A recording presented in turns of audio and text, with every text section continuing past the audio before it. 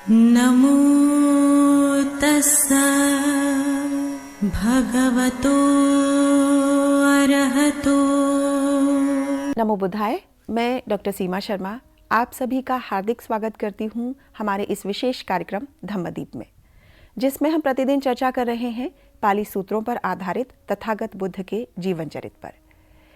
प्रिय दर्शकों, पिछले भाग में हमने चर्चा की थी 20वें वर्षावास की कुछ महत्वपूर्ण घटनाओं के बारे में, जिसमें तथागत बुद्ध को बदनाम करने के लिए उनके कुछ विरोधियों द्वारा कुछ प्रयास किए गए, कुछ षड्यंत्र रचे गए और उन पर चर्चा की थी भंते जी ने। अब इस श्रृंखला को आगे बढ़ाते हुए आज हम चर्चा करेंगे तथागत बुद्ध के 31वें वर्षावास पर, जिसमें विशाखा तथागत से भेंट करती हैं और श्रावस्ती की पूर्व दिशा की ओर बिहार बनवाकर तथागत बुद्ध सहित उनके संघ को दान करती हैं। इस संदर्भ में महत्वपूर्ण जानकारी देने के लिए हमारे मध्य उपस्थित हैं भंते कुशल सुमन जी। आपने बुद्ध दर्शन में उच्च शिक्षा प्राप्त की है तथा आपको अनेक सम्मानों से अलंकृत किया गया है। इसके साथ ही आपने बौद्ध दर्शन पर विभिन्न मंचों से अपने विचार भी प्रस्तुत किए हैं। तो हम स्वागत करते हैं भंते कुशल सुमन जी का। भंते जी, आपका बहुत बहुत स्वागत है हमारे विशेष कार्यक्रम धम्मदीप में। यह कार्यक्रम आगे बढ़ रहा है और इसमें बहुत ही रुचिकर प्रसंग इन दिनों चल रहे हैं वर्षावास से संबंधित। पिछले एपिसोड में आपने जो तथागत बुद्ध से संबंधित एक कथा के माध्यम से बहुत महत्वपूर्ण जानकारियां हमारे दर्शकों को प्रदान की थी, उसको लेकर हमारे दर्शकों में बहुत अधिक जिज्ञासा हमें देखने को मिली है और यह बहुत रुचिकर भी है, क्योंकि किसी को भी तथागत बुद्ध के जीवन चरित्र की इन महत्वपूर्ण घटनाओं से सीख मिलती है। एक सीख जो कल की एपिसोड में मुझे लगता है हमारे दर्शकों को मिली होगी कि ये जो हमारे मन के भाव हैं, जिसमें नकारात्मक भाव भी हमेशा विद्यमान रहते हैं और कैसे वो मनुष्य पर हावी हो जाते हैं कि हम अपने पूज्य और अपने आदरणीय और सम्माननीय के प्रति भी भाव अपने मन में उजागर करते हैं और उनको विभिन्न माध्यमों से वो हमें देखने को मिलते हैं। जैसे आपने कल बताया कि तथागत बुद्ध को भी अपमानित करने हेतु, उनको बदनाम करने हेतु कई तरह के दुष्चक्र, दुष्प्रसंग रचे गए और कई तरह के षड्यंत्र उनके विरुद्ध किए गए। तो ये अवश्य ही रुचिकर प्रसंग था और इसको लेकर हमारे दर्शकों में बहुत रुचि दिखाई दी। इसी एपिसोड से संबंधित आज का हमारा प्रश्न है, परिव्राजिक सुंदरी की जो हत्या का प्रकरण है उसको पुनः एक बार हमारे दर्शकों को संक्षिप्त रूप में प्रस्तुत करें। नमो तस्सा भगवतो अरहतो सम्मा सम्बुद्धस्स। नमो तस्सा भगवतो अरहतो सम्मा सम्बुद्धस्स। नमो तस्सा भगवतो अरहतो सम्मा सम्बुद्धस्स। सर्वप्रथम मेरे आचार्य श्री के पुण्य चरणों में कोटि कोटि नमन हो, फिर मेरे उपाध्याय भंते के पुण्य चरणों में कोटि कोटि नमन। बहुत बहुत धन्यवाद आपका। हमारे एक जिज्ञासु जानना चाहते हैं, सुंदरी परिव्राजिका की हत्या के विषय में। ये घटना होती है तथागत बुद्ध के 20वें वर्षावास के दौरान कई घटनाओं में से एक घटना। एक समय की बात है जब तथागत बुद्ध श्रावस्ती में विराजमान थे। उस समय तथागत बुद्ध को, उनके संघ को लोग काफ़ी ज़्यादा आदर करते, सत्कार करते, दान देते। ये आदर, सत्कार, दान परिव्राजक संप्रदाय को हजम नहीं हुआ, तो उन्होंने एक दिन जो परिव्राजिका थी जिसका नाम सुंदरी था, उसके पास कुछ परिव्राजक जाते हैं और वे कहते हैं, हे बहन, तुम्हारे भाइयों को तुम्हारी मदद की ज़रूरत है, क्या तुम अपने भाइयों की मदद करोगी? तो वे अबोध परिव्राजिका कहती है, भाई, मेरा सारा जीवन आपकी सेवा में ही समर्पित है। आप जो बोलेंगे मैं वैसे आपके लिए करने के लिए तैयार हूँ। तो वे उस परिव्राजिका से कहते हैं, तुम्हें बस केवल इतना करना है, तुम्हें रोज़ाना जेतवन विहार में जाना होगा, जहाँ पर तथागत अपने भिक्षु संघ के साथ रहते हैं। वो चली जाती है, रोज़ाना तथागत के जेतवन विहार में जाती है, और इस प्रकार लोग नोटिस करना शुरू कर देते हैं कि ये परिव्राजिका इस विहार में अक्सर आया जाया करती है।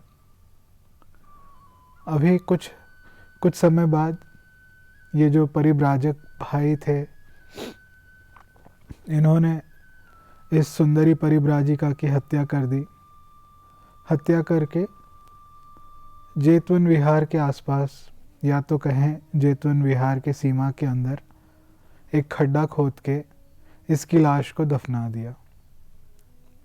और फिर राजा प्रसेनजीत के सामने जाकर ढोंग रचते हैं, कहते हैं कि हमारी बहन परिव्राजिका सुंदरी गायब है, दिखाई नहीं पड़ रही।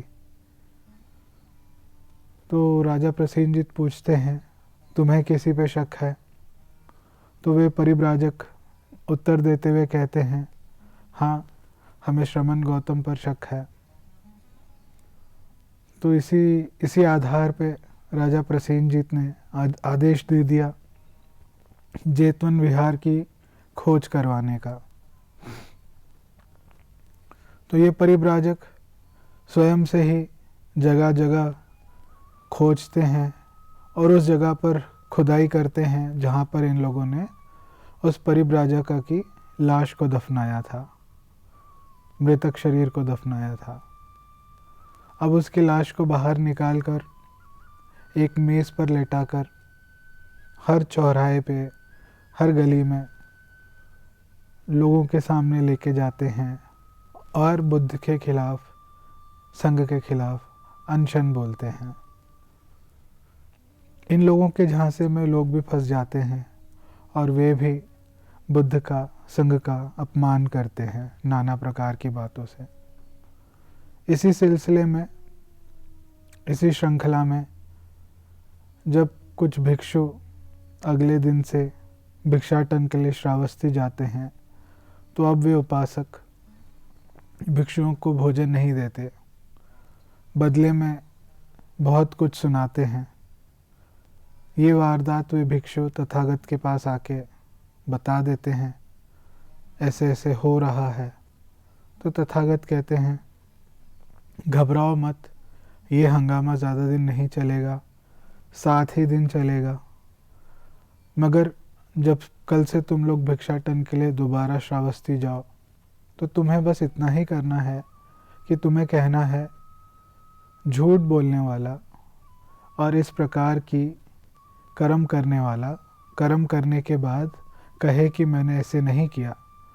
ये 2 प्रकार के लोग जो झूठ बोलते हैं और इस प्रकार का कर्म करके कहते हैं कि हमने ऐसा कर्म नहीं किया, ये 2 प्रकार के लोग मरने के बाद नरक में जाते हैं। तुम्हें बस इतना ही दोहराना है। तो भिक्षु जब अगले दिन से दोबारा जाते हैं भिक्षाटन के लिए श्रावस्ती, लोग उन्हें अनशन सुनाते हैं। बदले में ये भिक्षु बस इतना ही कहते हैं जितना तथागत ने सिखाया, और 7 दिन में ये सभी लोगों को, श्रावस्ती के सभी लोगों को अपनी गलती का एहसास होता है और वे दोबारा से तथागत के श्रद्धा में स्थापित हो जाते हैं। आशा करता हूँ मैंने जिज्ञासु के प्रश्न का समाधान किया है। महंती जी, आपका धन्यवाद हमारे दर्शकों की जिज्ञासाओं के निवारण हेतु। अब हम आज के मूल विषय की ओर बढ़ रहे हैं, क्योंकि समय की हमारी एक निश्चित सीमा रहती है, उसी में हमें अपने विषय को पूर्ण करना होता है। आज का जो हमारा मुख्य विषय है तथागत बुद्ध के 31वें वर्षावास से संबंधित है, जिसमें विशाखा तथागत बुद्ध से भेंट करती हैं और उनको श्रावस्ती की पूर्व दिशा में एक विहार निर्माण करवाकर तथागत बुद्ध को एवं उनके संघ को भेंट करती हैं। यह क्या प्रकरण था, कृपया इस पर विस्तार से हमारे दर्शकों को बताइए। दर्शकों, कल के एपिसोड तक हमने चर्चा की तथागत बुद्ध के 20वें वर्षावास तक की कुछ घटनाओं के बारे में। मूल सूत्रों में 20वें वर्षावास तक की घटनाओं की चर्चा, जानकारी स्पष्ट रूप से मिलती है। उसके बाद तथागत के जो बच्चे कुछ 24 या 25 वर्षावास रहे होंगे, उनकी चर्चा हमें स्पष्ट रूप से नहीं मिलती। मगर एक घटना ऐसी है जो तथागत बुद्ध के 31वें वर्षावास से जुड़ी हुई है। इस वर्षावास के दौरान जब तथागत श्रावस्ती में विराजमान थे, तब वे विशाखा से मिलते हैं और विशाखा उन्हें एक विहार दान में देती है। तो घटना कुछ इस प्रकार है। एक समय की बात है जब तथागत श्रावस्ती में विराजमान थे, अनाथ पिंडक के जेतवन विहार में। तब उनके पास विशाखा आती है, उन्हें नमन करती है, बैठ जाती है और तथागत उन्हें धम्म देसना देते हैं। धम्म देसना के बाद विशाखा तथागत को, संघ को अगले दिन अपने घर भोजन पे आमंत्रित करती है। तथागत मुस्कुराकर अपनी स्वीकृति दे देते हैं और तथागत को वे नमन करके वहाँ से चले जाती है। उस दिन बहुत तेज़ी से, ज़ोरों से बरसात हो रही थी। तो तथागत ने भिक्षुओं से कहा, ये इस ऋतु की अंतिम बारिश है, तुम सभी भिक्षु जाके इस बारिश में अपने बदन को भिगो लो। तथागत से अनुमति पाके सभी भिक्षु एक बाग में भीगने चले जाते हैं। अब जब भोजन तैयार हो जाता है विशाखा के यहाँ, तो वे अपने घर से एक दासी को उस बाग में, उस वन में भेजती है जहाँ पर ये भिक्षु भीग रहे थे। इन भिक्षुओं ने अपना चीवर उतार दिया था और सभी भिक्षु नग्न होकर भीग रहे थे। तो जब दासी आती है उस जगह पर, तो देखती है यहाँ तो कोई भिक्षु नहीं है, सब नग्न हैं, और उसे ऐसे लगता है कि यहाँ पे ये सारे सिर्फ नग्न साधु रहते हैं। दर्शकों को मैं बताना चाहूँगा, बुद्ध के समय, जिसे मैंने आपको पिछले एपिसोड में भी बतलाया था, बुद्ध के समय कई और परंपराएं हुआ करती थी। तो उनमें से एक परंपरा नग्न साधुओं की भी हुआ करती थी। नग्न श्रमणों की भी हुआ करती थी।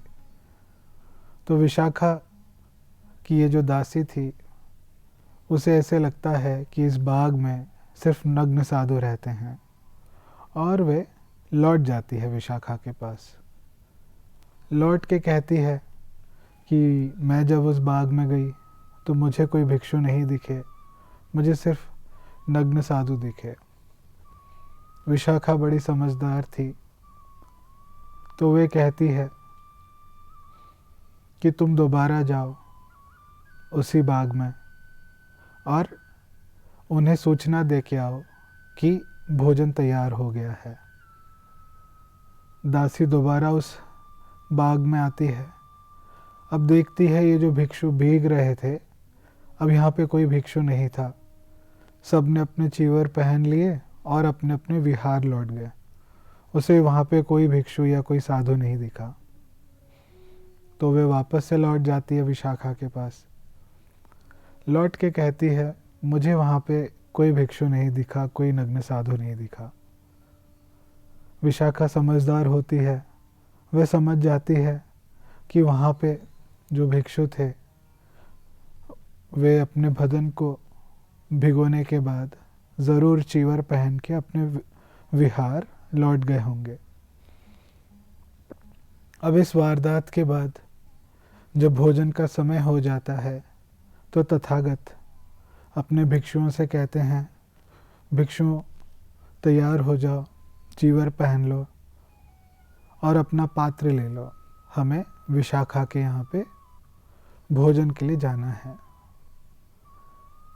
सभी भिक्षु तैयार हो जाते हैं और तथागत अपने विहार से, जेतवन विहार से अंतर्धान होके, गायब होके विशाखा के गेट के पास आ जाते हैं। विशाखा तथागत को और उनके भिक्षु संघ को देखकर आश्चर्यचकित होती है। आश्चर्यचकित इसीलिए होती है क्योंकि जो वर्षा लगातार चल रही थी, बारिश लगातार हो रही थी, उसके कारण घुटनों तक पानी हर जगह पर भर चुका था। इसके बावजूद तथागत और उनके भिक्षु संघ के बदन पे पानी का एक बूंद नहीं था, उनके चीवर पर पानी का एक बूंद नहीं था। वे देख के बहुत खुश होती है और फिर तथागत को, उनके भिक्षु संघ को आदरपूर्वक आसन पर बिठाकर भोजन खिलाती है और भोजन खिलाने के बाद 8 चीज़ों की आग्रह करती है। तो पहली आग्रह विशाखा की इस प्रकार होती है, कहती है, तथागत जब तक मेरी अंतिम सांसें चले तब तक मैं भिक्षु संघ को वस्त्र साटिक दान देना चाहूँगी। दर्शकों, वस्त्र साटिक उसे कहते हैं जो वर्षावास के दौरान भिक्षु जो वस्त्र का इस्तेमाल करते हैं, खास करके नहाने के दौरान, उससे वस्त्र साटिक कहते हैं। तो वे कहती है, मेरी जब तक सांसें चलेंगी तब तक मैं भिक्षु संघ को वस्त्र साटिक दान देना चाहूँगी। दूसरी आग्रह करती है, जब तक मैं जीवित हूँ तब तक कोई ऐसा भिक्षु जो एक जगह से दूसरी जगह के लिए यात्रा पे निकला हो और श्रावस्ती से होता हुआ गुजरे तो वे सदैव मेरे पास भोजन के लिए आमंत्रित है। और तीसरी आग्रह इस प्रकार करती है कि कोई भिक्षु अगर श्रावस्ती से कहीं और के लिए पधार रहा हो या प्रस्थान कर रहा हो तो भी वे मेरे पास से भोजन ग्रहण करके जा सकता है। फिर चौथी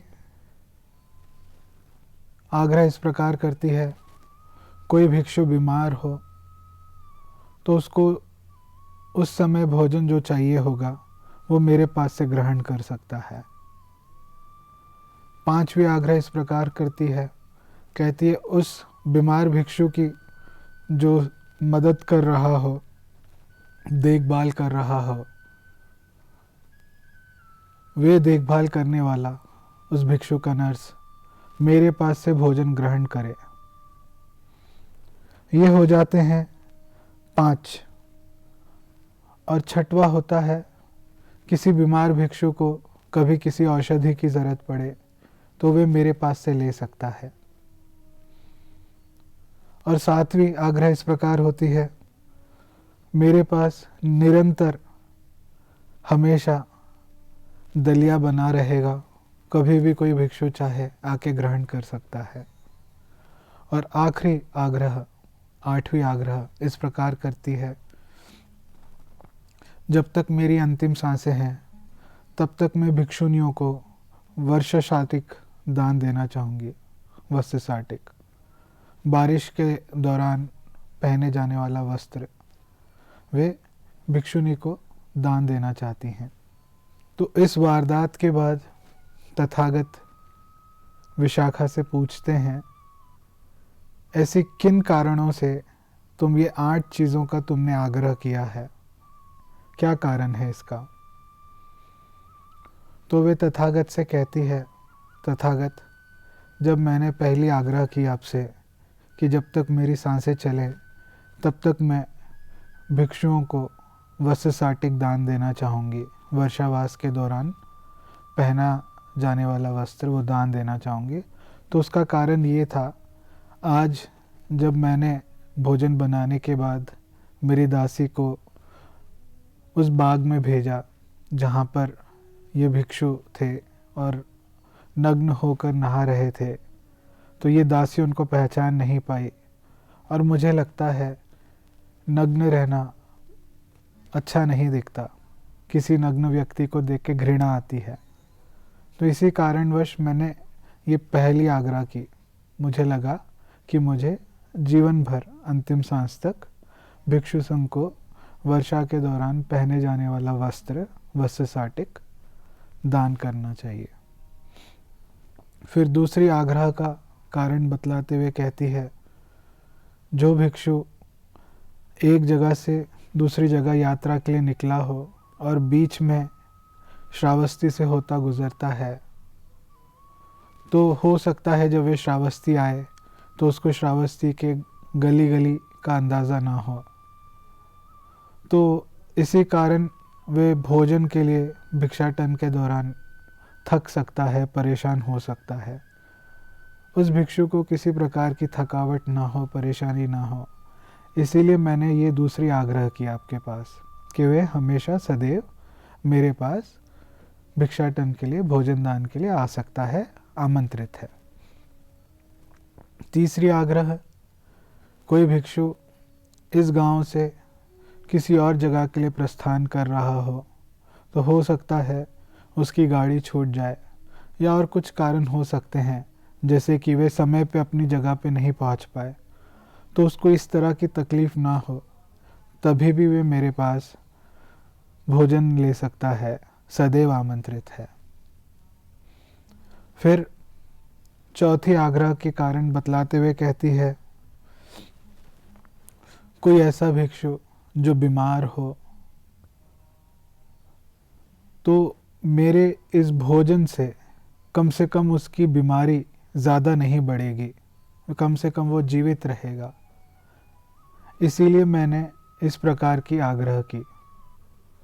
फिर पांचवी आग्रह का कारण बतलाते हुए कहती है, पांचवी आग्रह इस प्रकार होती है, जो उस बीमार भिक्षु है उसका सहायक, उसका देखभाल करने वाला, वे सदैव मेरे पास भोजन के लिए आमंत्रित है।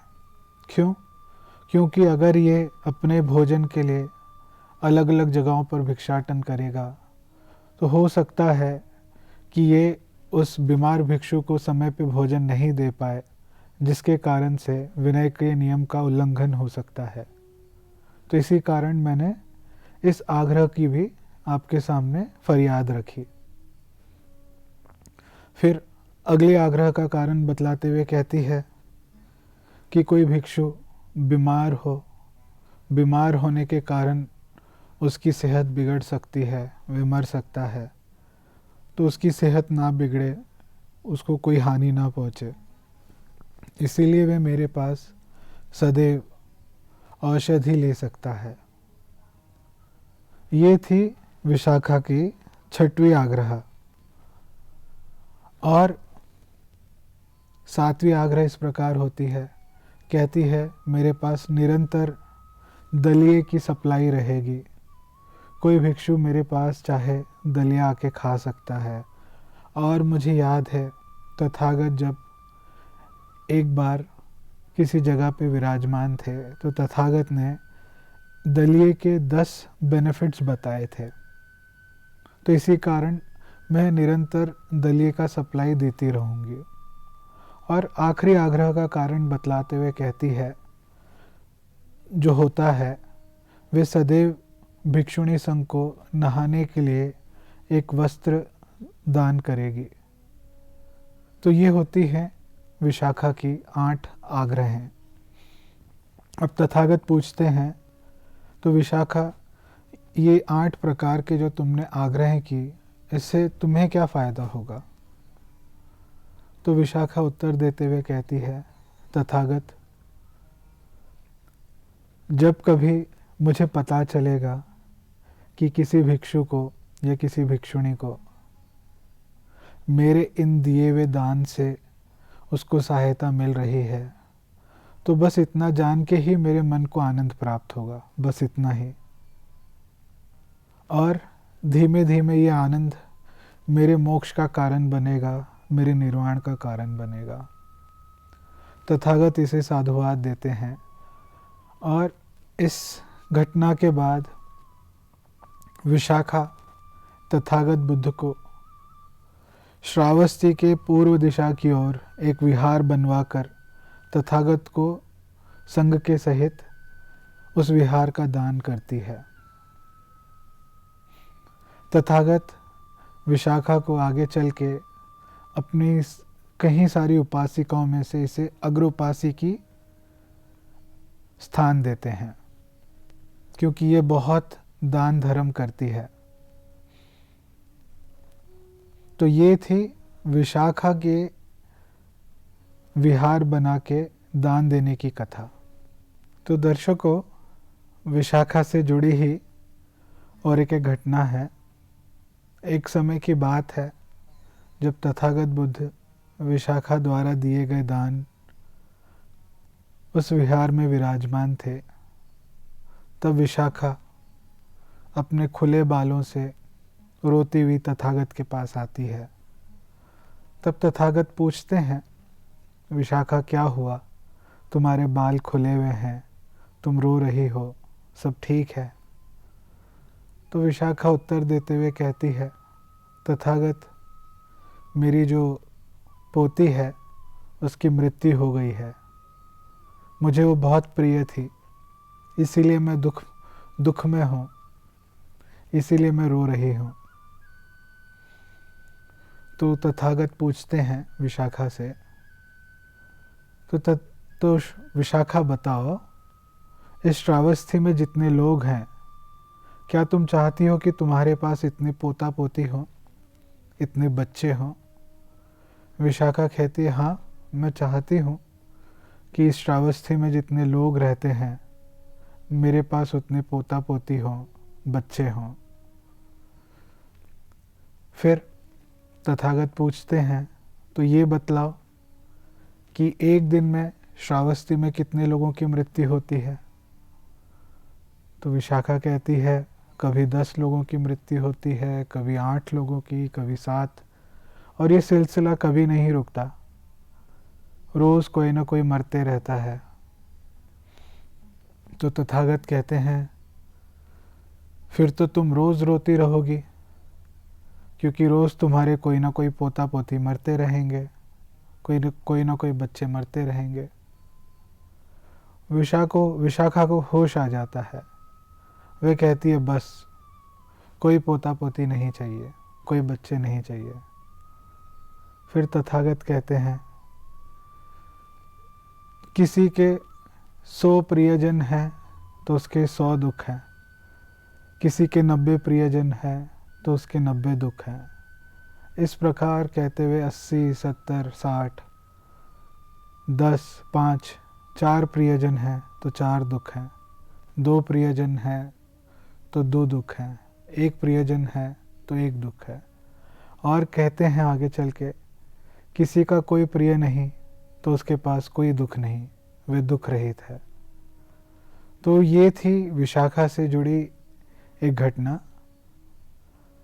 हम आगे के एपिसोड में बाकी के घटनाओं की चर्चा करेंगे। तब तक के लिए नमो बुद्धाय।